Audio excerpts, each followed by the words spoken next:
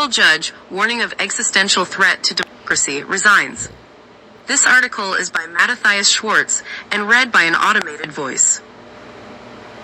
A federal judge warned of an existential threat to democracy in a searing first-person essay published on Sunday, saying he had stepped down from the bench to speak out against President Trump.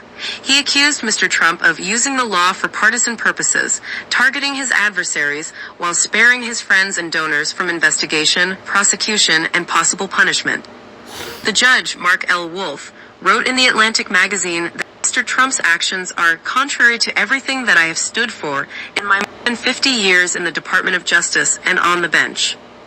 The publication of the essay by Judge Wolf, 78, came 2 days after an announcement by the Federal District Court for Massachusetts that he was leaving his post as a senior status judge.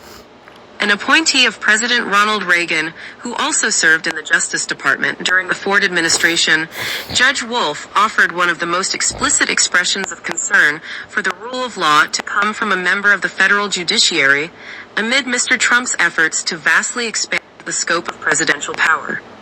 His seat on the court was filled by Judge Indira Talwani, a nominee of President Barack Obama, in 2014 after he stepped down from active service to senior status, a form of semi-retirement. In a phone interview, Judge Wolf said he had resigned not only to speak freely about his own views, but for colleagues who are still on the bench. I hope to be a spokesperson for embattled judges who, consistent with the Code of Conduct, feel they cannot speak candidly to the American people, he said. Lower court judges have repeatedly issued rulings blocking Mr. Trump's initiatives, provoking an aggressive response from administration officials who have accused them of engaging in partisan politics, going as far to call for some of them to be impeached. In many cases, those judges have seen their decisions effectively reversed on a preliminary basis by the conservative majority on the Supreme Court. Responding to a New York Times questionnaire, dozens of lower court federal judges criticized the role that those emergency rulings by the Supreme Court on the so-called shadow docket have played in the ongoing conflict between the judiciary and the executive branch. There are judges who anonymously expressed concerns about the unreasoned decisions on the shadow docket, which I also expressed in this article, he said. The White House did not immediately respond to a request for comment. Trump-aligned legal figures were quick to criticize Judge Wolf. Robert Luther III, a professor at Antonin Scalia Law School who helped choose judicial nominees as a lawyer in the White House counsel's office during Mr. Trump's first administration, said he hoped other judges engaged in what he called anti-Trump activism would follow Judge Wolf's lead and leave the bench. "Step right up, please," he wrote on social media. Judge Wolf had a long and storied career on the federal bench.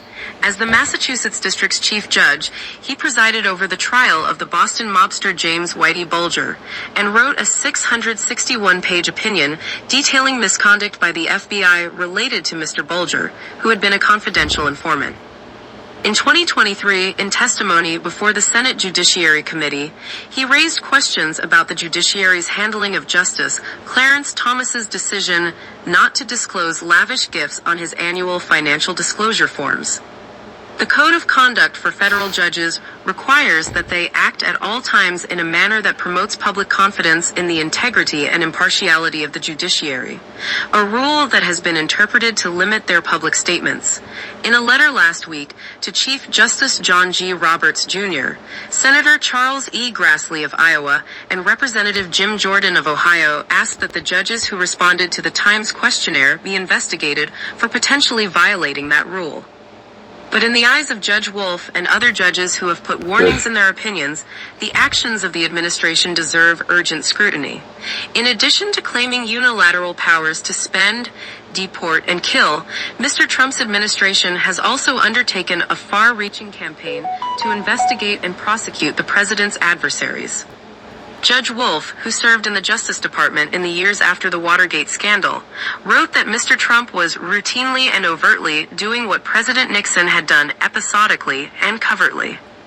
He cited a social media post by Mr. Trump, which called on Attorney General Pam Bondi to prosecute James Comey, the former FBI director, Senator Adam Schiff of California, and New York Attorney General Letitia James.